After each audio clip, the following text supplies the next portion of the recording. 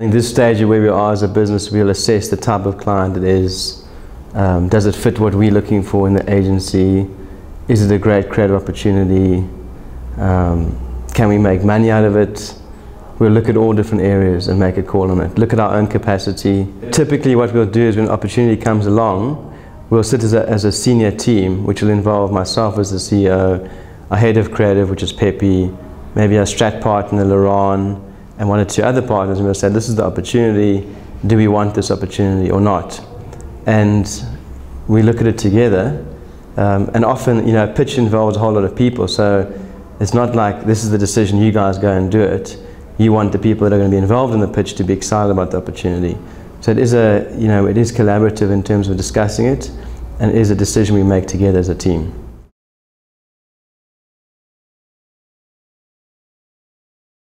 Most recently, we decided not to pitch because of capacity. We had just pitched on a really big account. A second big account came along. We had like a week to do it, and we just said, there's no ways we're going to get this out in the next week.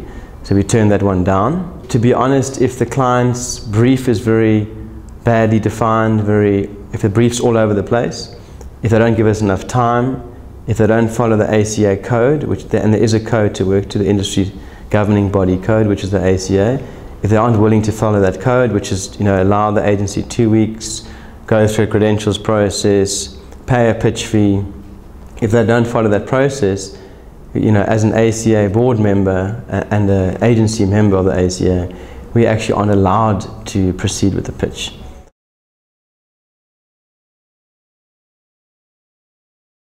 When we started, we were 3 people, and the agency's obviously grown, and the only way we could physically move from that point to the point we are now was by winning clients. And obviously when you're a smaller unknown agency, clients just don't walk in your doors. They'll be more comfortable going to the bigger established agencies.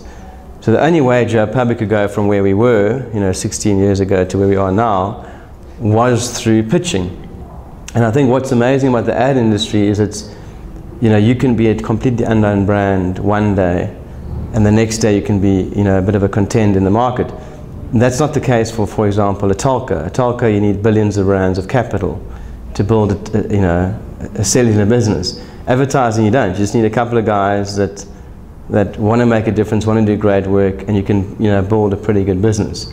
So when people ask me, is pitching good or bad? I go, well, in that regard, it has to be good. It keeps the industry very, very competitive. It keeps the industry very real. It keeps us on our toes. There is argument, and I agree with the argument, that sometimes you can appoint an agency on credentials. So from an ACA point of view, there is an alternative to pitching, and that's to appoint an agency on what they've done, and the case studies and the credentials. But once again, that argument doesn't serve, it serves the bigger established agencies. So if, for example, you're an agency that's been around 50 years, and you've got 50 years of case studies and awards, and it's a credentials pitch, who do you think is going to get the business? They're going to get the business because they've been around 50 years. An upstart won't.